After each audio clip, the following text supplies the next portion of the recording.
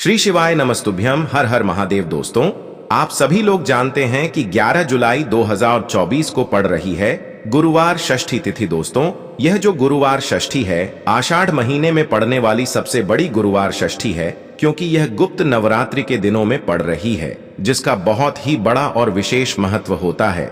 और ऐसा दिन पूरे साल में सिर्फ एक ही बार आता है। और दोस्तों, आप सभी लोग जानते हो कि गुरुवार षष्ठी का अगर सबसे बड़ा कोई उपाय है तो वो एक छुटकी हल्दी वाला उपाय है।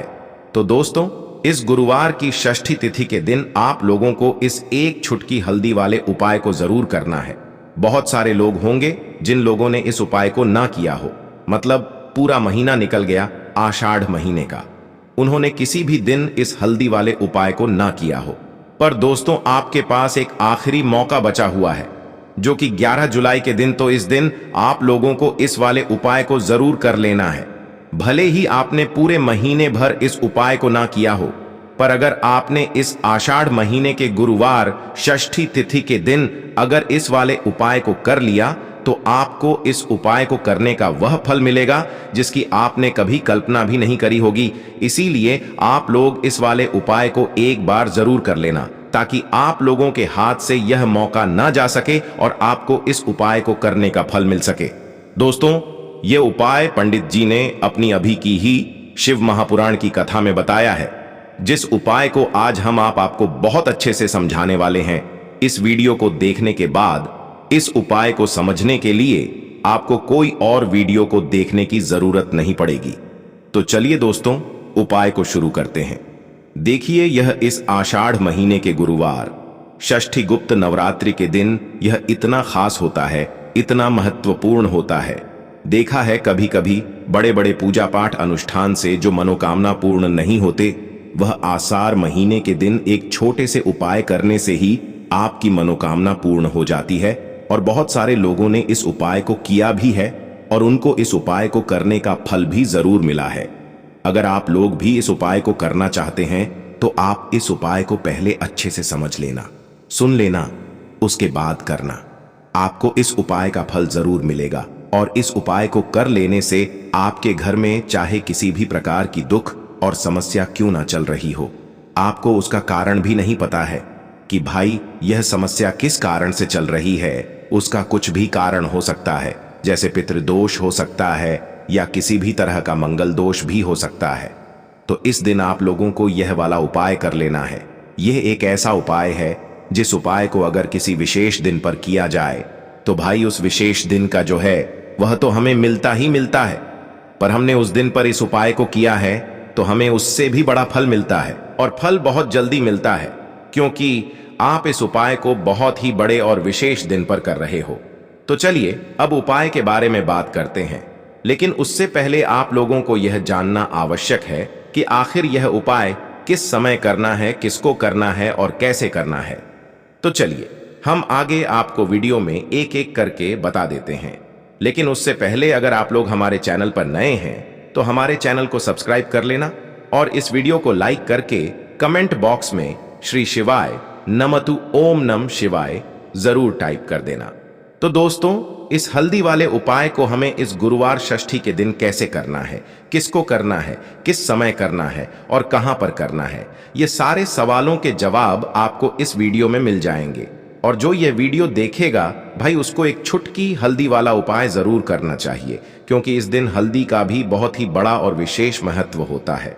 और जब बात आ जाए हल्दी के उपाय की तो यह सोने पे सुहागा वाली बात हो जाती है, और यह एक बहुत ही बड़ा उपाय हो जाता है इस गुरुवार षष्ठी गुप्त नवरात्रि का। तो अब दोस्तों, इस एक छुटकी हल्दी वाले उपाय को आखिर करना किसको है, सबसे पहले हम लोग वह बात जान लेते हैं। तो देखो, घर की जो बड़ी माताएं बहनें होती हैं, उन माताओं बहनों में से कोई भी एक बड़ी माता बहन इस वाले उपाय को कर सकती है।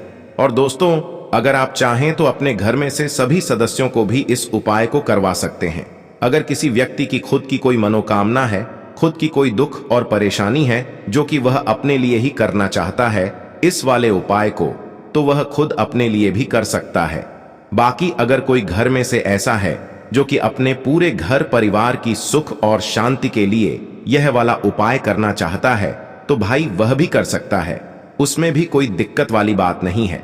कहने का मतलब यह है कि इस उपाय को हर एक सदस्य भी कर सकता है और पूरे घर परिवार के सदस्य के लिए घर की बड़ी माता बहनों में से कोई एक माता बहन भी कर सकती है। माताएं बहनें अगर घर में उपस्थित ना हो या वह यह वाला उपाय ना कर पा रही हो तो फिर घर का कोई बड़ा सदस्य भी इस हल्दी वाले उपाय को कर सकता है, चाहे फिर वह पुरुष ही क्यों ना हो, उसमें कोई भी दिक्कत वाली बात नहीं है। अब दोस्तों, इस हल्दी वाले उपाय को हमें करना कहां पर है? हमें इसे घर के मंदिर और तुलसी के क्यारे में जाकर करना है। बहुत सारे लोग प्रश्न करते हैं, हर एक उपाय को करते समय क्या हम इस उपाय को अगर घर पर तुलसी का पौधा ना हो तो मंदिर में कर सकते हैं? तो इस वाले उपाय को अगर घर पर करोगे तो ज्यादा अच्छा होगा। अगर मंदिर में तुलसी का पौधा है और वहां करोगे तो भी कर सकते हो इस वाले उपाय को। उसके बाद में दोस्तों जो अगला प्रश्न निकल कर आता है वो यह आता है इस उपाय को लेकर कि आखिर इस उपाय को हमें किस समय करना है, सुबह के समय करना है कि शाम के समय करना है? तो देखो, इस वाले उपाय को आप लोग सुबह के समय भी कर सकते हो और शाम के समय प्रदोष काल में भी कर सकते हो। अब अगर आप पूछो कि भाई सबसे उत्तम समय कौन सा रहेगा इस एक छुटकी हल्दी वाले उपाय को करने का, तो हम आपसे बस यही कहेंगे कि इस उपाय को आप शाम के समय करेंगे तो ज्यादा बेहतर होगा। बाकी अगर सुबह के समय भी करेंगे तो भी अच्छा होगा, उसमें कोई भी दिक्कत वाली बात नहीं है। तो अब दोस्तों जो अगली सबसे बड़ी और महत्वपूर्ण बात आती है वह यह आती है कि सुबह अगर हम उपाय को करेंगे तो हमें कितने बजे से लेकर कितने बजे तक के बीच में करना है, और शाम के समय प्रदोष काल में करेंगे तो हमें कितने बजे से लेकर कितने बजे के बीच में करना है। तो देखो, सुबह जितनी जल्दी हो सके आप उपाय को करने की कोशिश करना। बाकी अगर किसी कारणवश लेट भी हो जाओ, थोड़ी देर भी हो जाए, तो 10 या 11 बजे तक भी आप उपाय कर लेना, पर 12 बजे से ज्यादा देरी ना हो, ठीक है? इस बात का ध्यान रखना। उसके बाद में दोस्तों अगर शाम के समय प्रदोष काल की बात करें, प्रदोष काल का जो समय होता है वो शाम के 6 बजे से शुरू हो जाता है। मतलब शाम के 6 बजे से लेकर 7 बजे के बीच का जो समय होता है ये समय प्रदोष काल का समय होता है।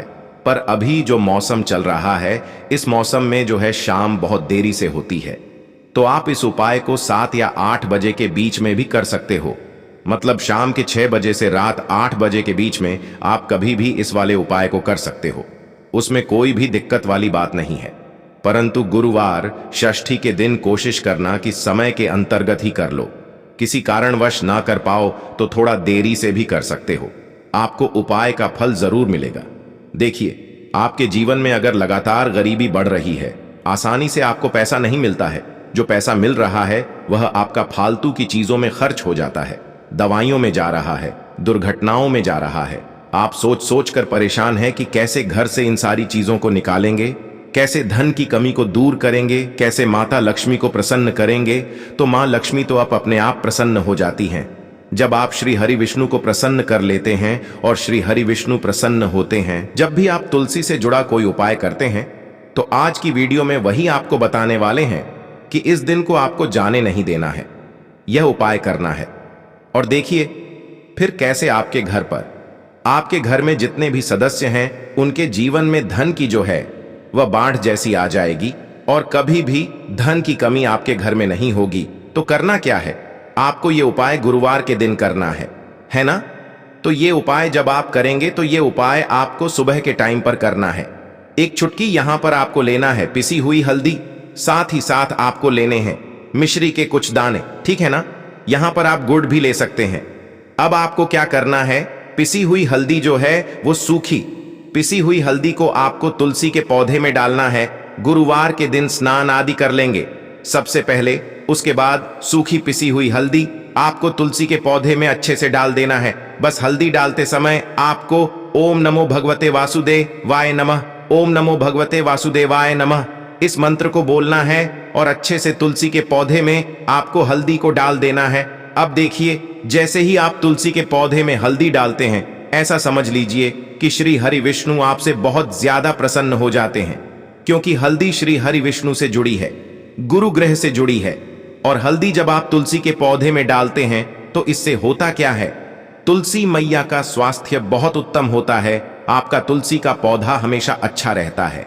तो देखिए, जब आप तुलसी मैया का ध्यान रखते हैं, अपने घर में तुलसी के पौधे को बहुत हरा भरा रखते हैं, है ना, उनकी अच्छे से देखभाल करते हैं। तो यहां पर श्री हरि विष्णु आपके जीवन के दुखों को दूर करने के लिए खोद आते हैं।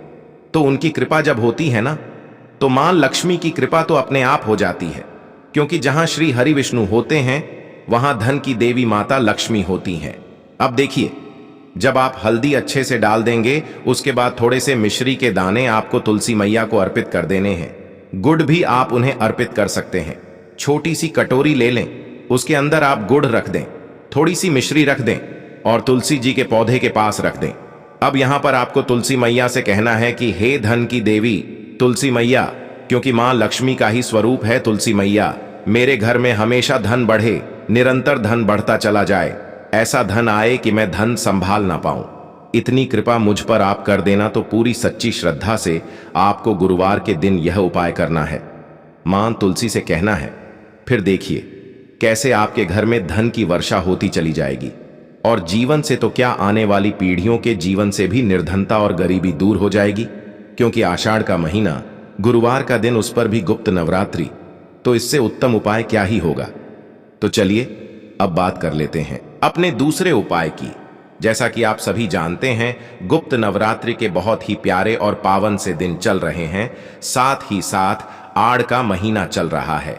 अब यह जो महीना होता है आड़ का, इसमें विशेषकर श्री हरि विष्णु का बहुत ज्यादा पूजन किया जाता है, क्योंकि इस महीने के बाद से श्री हरि विष्णु योग निद्रा में चले जाते हैं और फिर 4 महीने बाद ही वह अपनी योग निद्रा से जागते हैं। तो इसलिए जितना हो सके आषाढ़ के महीने में आप श्री हरि विष्णु को प्रसन्न करें, जिससे कि श्री हरि विष्णु आपको आशीर्वाद देकर जाएं कि कभी भी आपको धन को लेकर परेशान ना होना पड़े। देखिए, ये जो 4 महीने होते हैं जिसमें श्री हरि विष्णु योग निद्रा में चले जाते हैं, उससे पहले जितना हो सके श्री हरि विष्णु को प्रसन्न कर ले। मां लक्ष्मी की कृपा तो आपको मिलती ही मिलती है।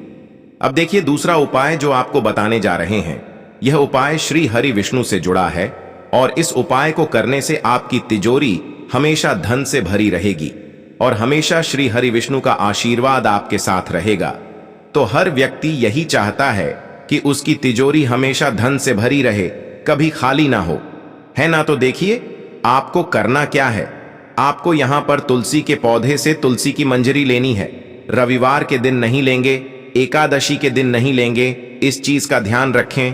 तुलसी की मंजरी ले लेंगे, एक देसी घी का दीपक तैयार कर लेंगे, इसी दीपक के अंदर एक चुटकी पिसी हुई हल्दी डाल देंगे, गोल बाती का दीपक बनाएंगे, ठीक है ना, रुई की बाती लगाएंगे और इसी में एक चुटकी पिसी हुई हल्दी डाल देंगे। अब यह दीपक सबसे पहले श्री हरि विष्णु के आगे जलाकर रख देंगे अपने घर के मंदिर में, और फिर तुलसी की मंजरी जो है यह श्री हरि विष्णु को अर्पित कर देंगे। श्री हरि विष्णु से कहेंगे कि हे श्री हरि विष्णु, मेरे धन की रक्षा करना, मेरे धन को बढ़ाना और मेरे धन को किसी की नजर ना लगे और मेरे जीवन से निर्धनता, कर्ज जैसी समस्याएं हमेशा के लिए दूर हो जाएं। तो देखिए, श्री हरि विष्णु से प्रार्थना करने के बाद आपको क्या करना है। अगले दिन, ठीक है ना, गुरुवार के अगले दिन यानी शुक्रवार के दिन तुलसी की मंजरी को उठाना है। एक छोटा सा लाल या पीले रंग का कपड़ा आप ले लें, सफेद कपड़ा भी आप ले सकते हैं। उसके अंदर तुलसी की मंजरी रखनी है, छोटी सी पोटली बना लेनी है और इसे अपनी तिजोरी में आपको रख देना है। ऐसा समझ लीजिए कि श्री हरि विष्णु का ऐसा आशीर्वाद इसमें होगा कि कभी भी आपकी तिजोरी धन से खाली नहीं होगी।